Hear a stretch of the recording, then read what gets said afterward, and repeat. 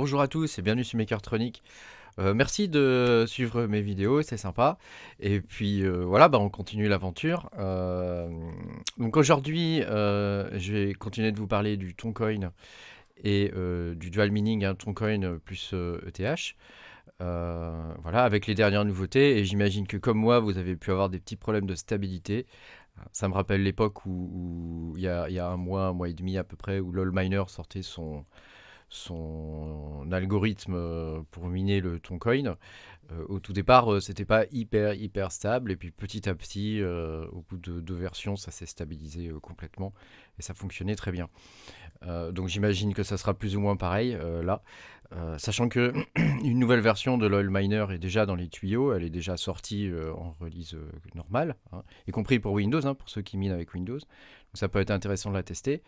Et puis sur iOS, au moment où je fais cette vidéo, c'est pas encore sorti, hein.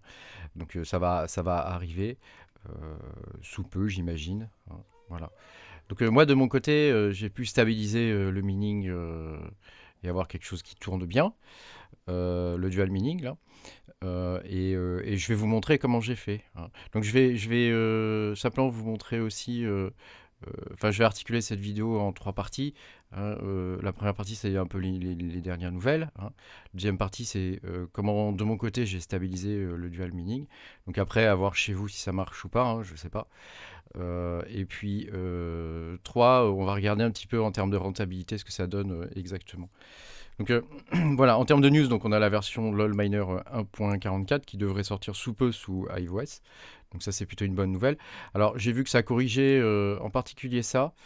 Euh, C'est-à-dire que quand il se connecte et qu'il se reconnecte, quand le mineur se connecte et se reconnecte, ça pouvait créer des problèmes, et même les poules ont eu des soucis. Euh, Tom Wells a eu des gros problèmes ces derniers jours, hein. J'imagine aussi suite à l'afflux des mineurs, hein. Voilà, voilà. Donc c'est un peu la rançon du succès, hein. Voilà. Et puis je voulais aussi vous partager cet article qui est sur twominers.com. Je vous mettrai le lien bien sûr en description. Voilà, il vous explique grosso modo ce que c'est que le dual mining. Alors c'est tout en anglais, mais vous pouvez le traduire avec Google Trad, hein, par exemple, pour ceux qui n'aiment pas trop l'anglais. Euh, donc voilà, il vous explique à peu près tout, comment le miner, hein. Il vous explique comment ça fonctionne, quels sont les paramètres à mettre pour miner sous Windows. Donc je ferai moi une vidéo sous Windows aussi, hein, mais disons que là il y a pas mal de choses qui sont expliquées ici et qui sont à jour, hein. Donc ça peut être intéressant pour vous. Voilà. Alors il s'explique comment le faire sous RaveOS aussi, et puis sur iOS. Donc vous verrez, moi, ma solution de stabilité, je me suis inspiré de ce qu'il y avait sur RaveOS. Voilà. Alors en termes de stabilité, donc moi je mine sur deux de mes rigs, sachant que le troisième, électriquement, il est pas. Il faut que je le bidouille, parce que j'ai fait un truc qu'il faut pas faire normalement, hein. J'ai branché mes risers sur des connecteurs SATA. Donc je vais éviter de le brancher, enfin de lui faire miner du double, du double coin. Ça va pas le faire. Donc là, mes rigs, ils sont stables depuis à peu près 24 heures environ, hein. Euh, donc, alors, qu'est-ce que j'ai fait pour les stabiliser? Donc, déjà, tout ce qui est carte LHR, je mine autre chose. Je mine avec T-Rex, je mine de l'ETH et de Alpha. Voilà. Par contre, toutes les cartes qui sont pas LHR et les cartes AMD, je mine du Toncoin. Alors, j'ai laissé les overclocking, en tout cas pour les cartes AMD, j'ai laissé les overclocking ETH, hein, parce que le but c'est quand même aussi de limiter la consommation et la chauffe, sachant que je suis déjà sur certaines cartes quand même à 67 degrés là, hein. Sur les cartes MSI, elles ont un peu plus de mal que les XFX. Voilà. Donc en termes de flight sheet, c'est pas très compliqué. Je vais vous montrer ça. Donc grosso modo, vous créez vous faites add miner, hein, vous créez deux miners, choisissez votre wallet. Et puis ici, pour LOL Miner, là, dans le setup config, j'ai choisi uniquement les cartes AMD. Et puis j'ai rempli ici, comme je vous avais montré dans la vidéo. Et puis pour, pour T-Rex, c'est la même chose, hein. Sauf que là, moi, j'ajoute directement en fait le code, hein. Là, je vous renvoie à ma vidéo sur comment miner du Alf. Voilà. Et donc ça, c'est parfaitement stable et ça marche bien. Parce que j'ai remarqué qu'en fait, les cartes qui plantaient chez moi, c'était les cartes LHR. Pour une raison inconnue. Je pense qu'ils ont dû le corriger peut-être dans la nouvelle version parce que il y a des choses là qui disent sur les cartes LHR. Comme quoi ils ont ajusté certains paramètres. Bon, là c'est sous Windows, mais bon, voilà, après, entre ce qu'ils disent et ce qui est vrai, allez savoir quoi. Et puis sur mon premier rig, donc là-dessus, j'ai une seule carte LHR et j'ai une 1080. Alors dans la nouvelle version, normalement, les 1080 devraient pouvoir miner le Toncoin. Donc, à tester, bien sûr, hein, ils ont ajouté le kernel. À tester, on verra bien ce que ça donne. Sachant que là, voilà, comme pour toutes les nouveautés, hein, parfois c'est un peu bancal, hein. Mais enfin, je pense qu'il y a moyen de stabiliser tout ça.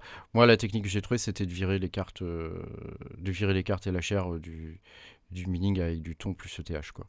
Donc, par contre, avec T-Rex, ça fonctionne très bien le mining avec du Alpha. Donc, pourquoi se priver, hein, puisqu'on peut le débloquer à 100%. Donc, je le fais et ça fonctionne. Alors, au niveau de la flight sheet, je vais vous faire voir ça. Donc, donc ici, j'ai opté pour une autre technique que de remplir, parce que j'ai un peu tout testé, hein, grosso modo, hein. J'ai opté pour une autre technique que de remplir directement ici. J'ai ajouté ça directement en ligne de commande.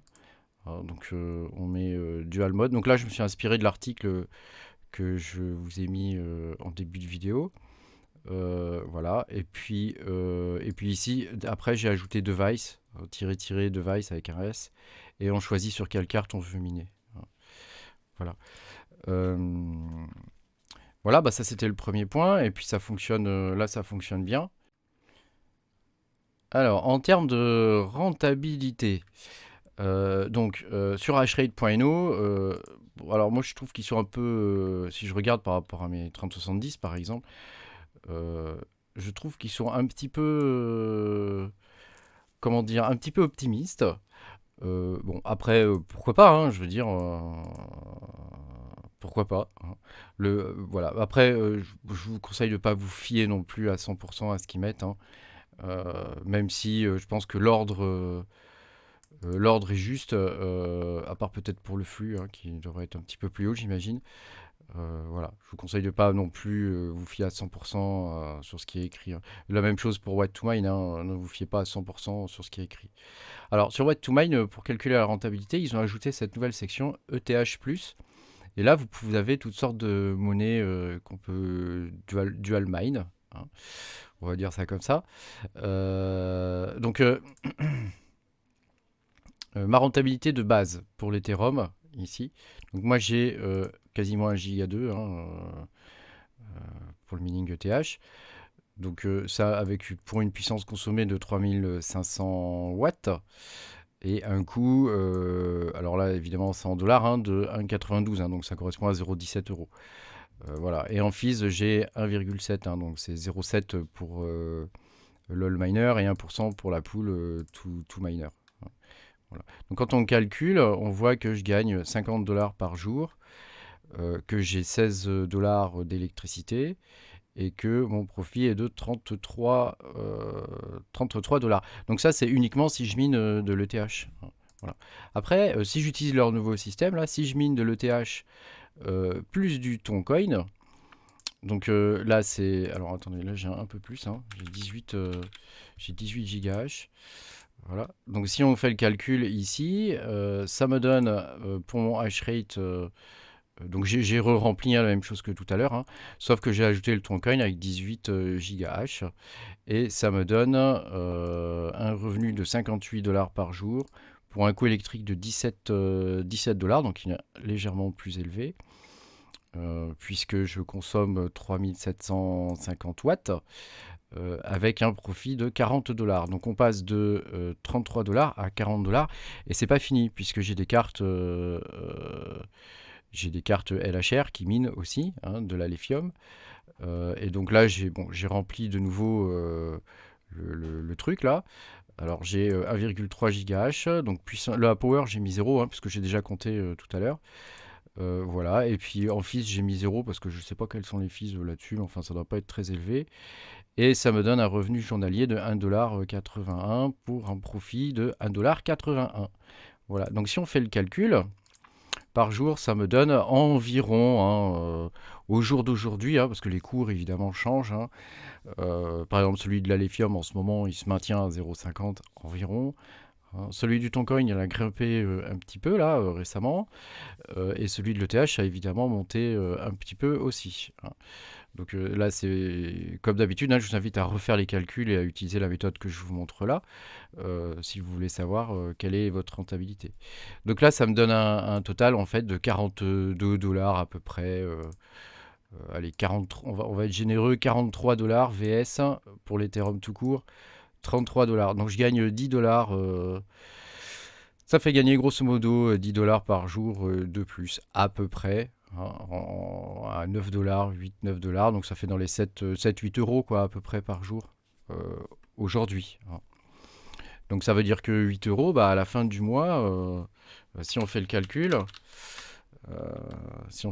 ça fait 8 par 30. Ça fait quand même 240 € de plus en revenus net, quoi, hein. C'est-à-dire électricité déduite. Donc c'est quand même très très intéressant et ça vaut le coup d'y passer quelques jours à essayer d'avoir une stabilité correcte sur ces rigs. Voilà. Alors évidemment, le Toncoin rapporte un peu plus que le Half pour l'instant. Mais le Toncoin, rappelez-vous que c'est une monnaie qu'on va pas pouvoir miner non plus ad vitam aeternam, et dans 2-3 mois probablement ce sera fini et tous les coins auront été distribués par les givers, hein, par les espèces de poules là, qui distribuent les coins, hein. Voilà. Merci beaucoup d'avoir suivi cette vidéo. Si vous avez des commentaires, n'hésitez pas à m'en faire part. Si vous avez des suggestions aussi, n'hésitez pas à m'en faire part.